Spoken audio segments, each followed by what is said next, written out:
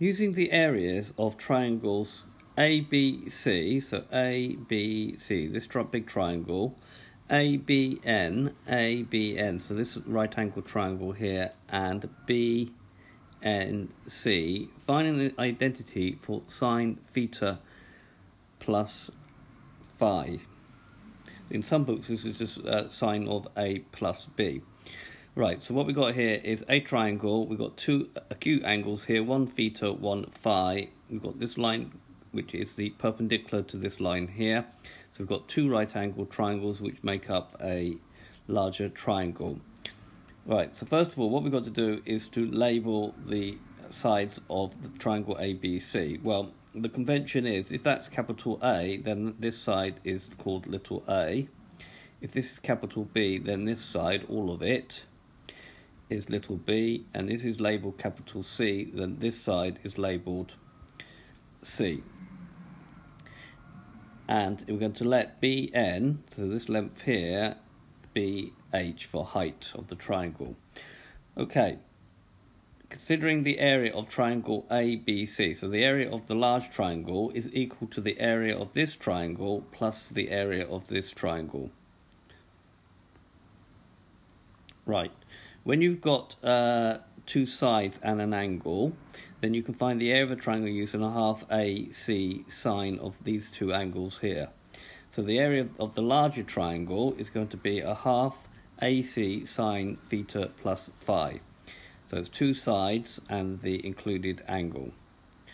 Right, the area of the smaller triangle is going to be a half of CH sine theta, and the area of the this smaller triangle will be a half AH sine of phi.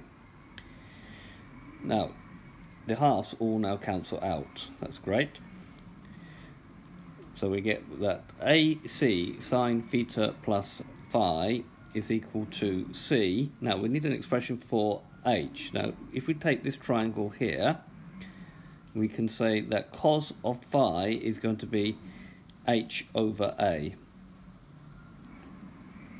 And that rearranges that H is A cos phi. So I'm going to replace H with A cos phi, and I've still got the sine theta there. And then I've got plus A, and I'm going to now use this triangle. So cos of theta is H over C, which gives that H is C cos theta. So I'm now going to replace the H here with C cos theta, and then I've still got the sine phi. Now I've got AC, CA, but it's the same as AC, and AC, so they will all now cancel out, and I'm left with, and we just swap things around a little bit, that sine of theta plus phi is equal to sine theta cos phi from that one there, plus cos theta sine phi. So here I have shown or proved the identity for sine theta plus phi. In some books it's written as sine A plus B to get the first compound angle formally. And then in my next video I'm going to do sine of theta minus alpha, minus phi, cos of plus and minus phi, and tan of theta plus or minus phi.